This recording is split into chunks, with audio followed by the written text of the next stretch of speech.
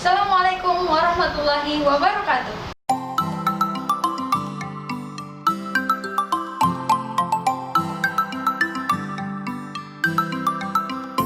Halo teman-teman, bagaimana kabarnya? Mudah-mudahan kita selalu dalam kesehatan ya. Sebelum belajar, kita simak video berikut ini ya. Nah, ini merupakan lapangan kejuaraan tarik tambang.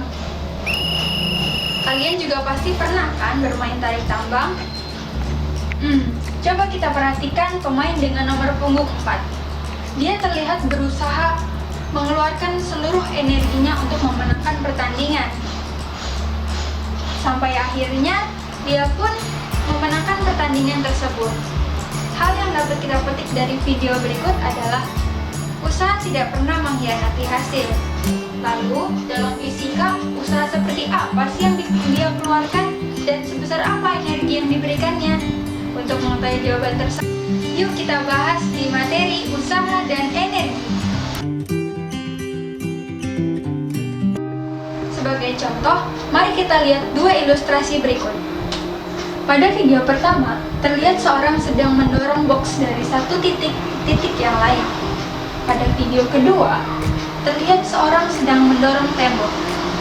Lalu, apa yang membedakan kejadian tersebut?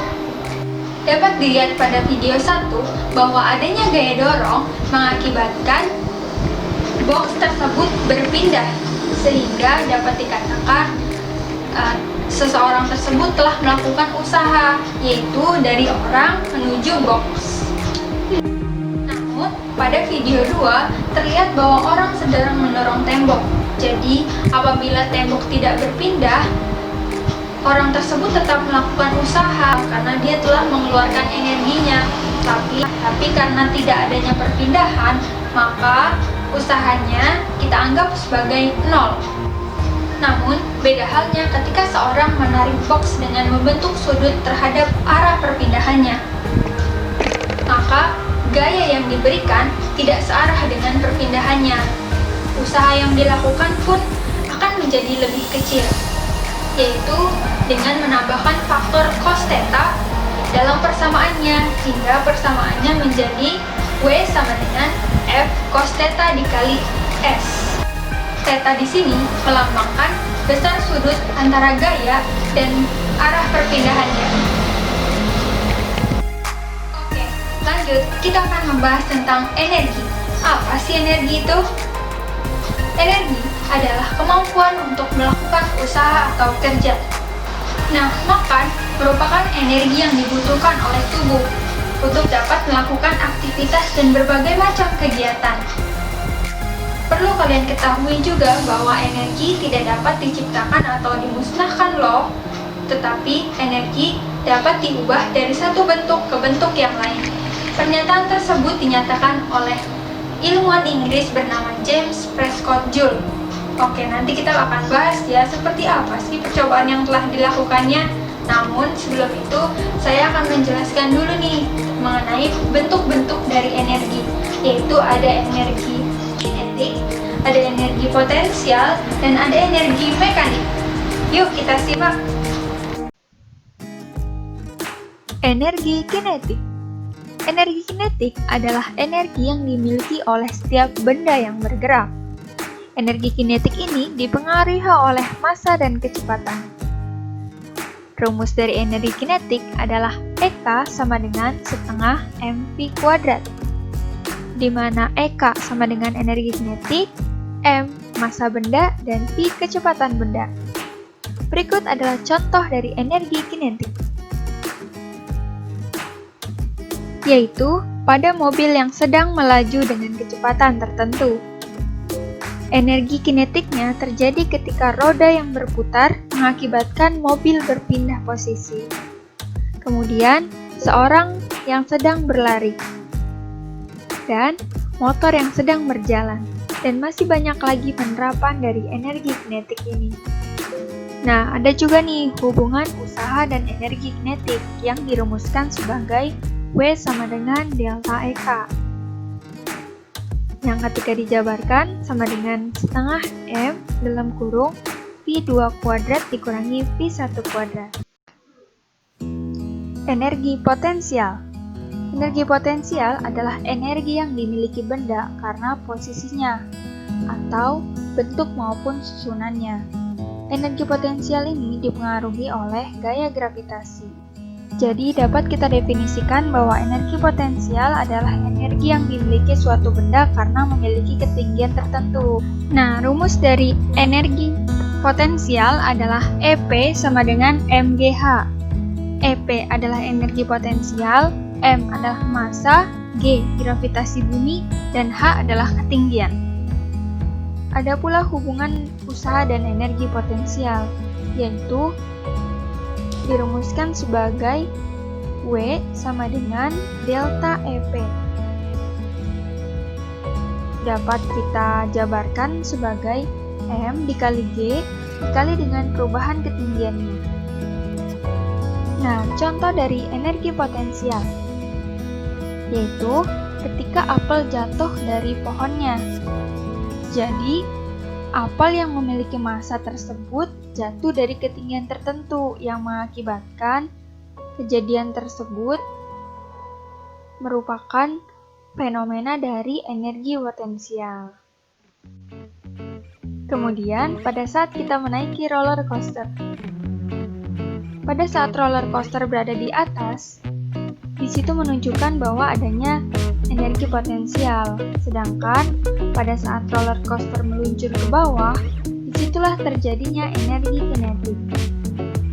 Jika digabungkan dari kejadian tersebut, maka jadilah energi mekanik. Seperti apa sih energi mekanik itu?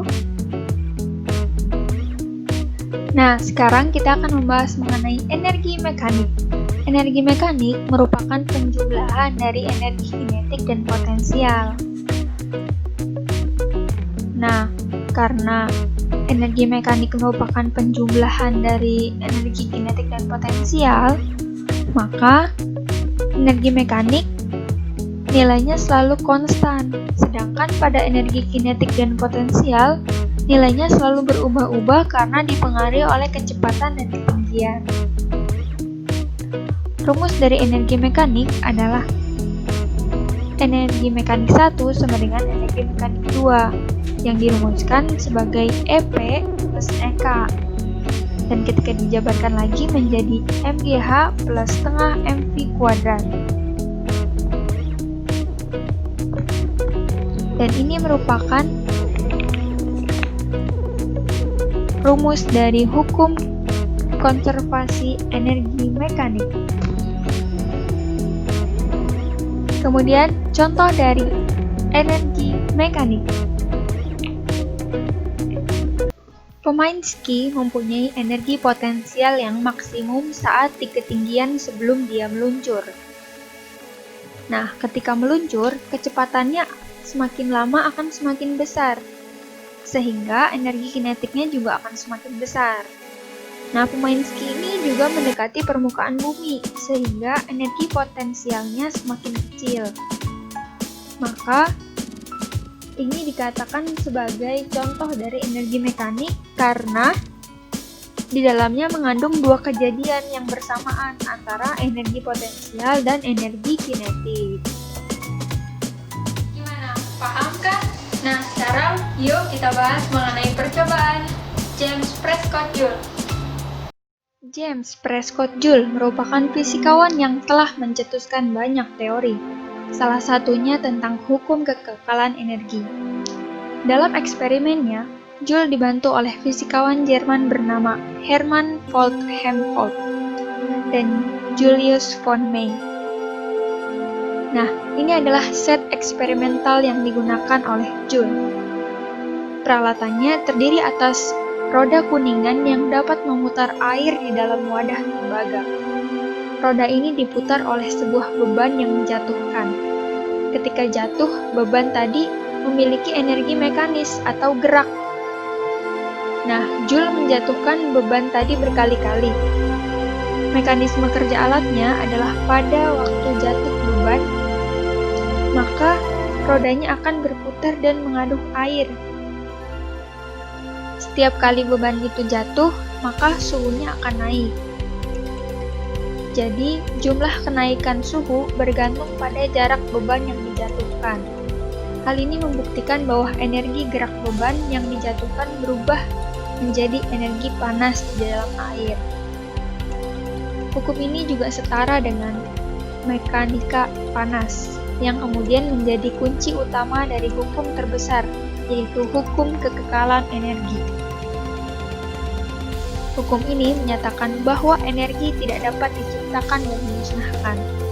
Energi hanya dapat berubah bentuk menjadi energi listrik, mekanik, atau kalor. Joule juga menentukan nilai numerik untuk jumlah energi mekanik yang diperlukan, yaitu 4,186 Joule, dan ternyata nilai tersebut setara dengan 1 kalori. Dan sampai saat ini, untuk menghormati ilmuwan besar, maka satuan internasional untuk mengukur energi disebut sebagai Joule.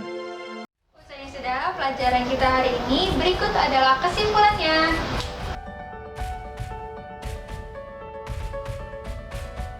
Energi adalah bagian penting yang dapat menunjang kehidupan manusia. Tanpa ada energi, manusia akan mengalami kesulitan dalam menjalani hidup. Seperti firman Allah dalam Quran Surat Ar-Rum ayat 48 yang berbunyi, Allahul ladzi yursilur riyaha fatuthiru sahaban fayabsutuhu fis samaa'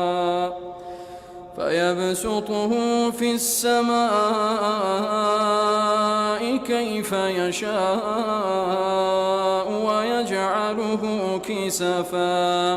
ويجعله كسفا فترى الودق يخرج من خلاله فإذا أصاب به من يشاء من عباده إذا هم يستبشرون. Allah lah yang mengirimkan angin. Angin tersebut dapat membentuk awan. Awan tersebut dapat bergerak, terkadang berjalan, terkadang diam. Itulah segala bentuk energi yang Allah ciptakan untuk hamba-hambanya. Cukup sekian yang bisa saya sampaikan, kurang lebihnya mohon maaf. Wabillahi taufiq wal hidayah. Wassalamualaikum warahmatullahi wabarakatuh.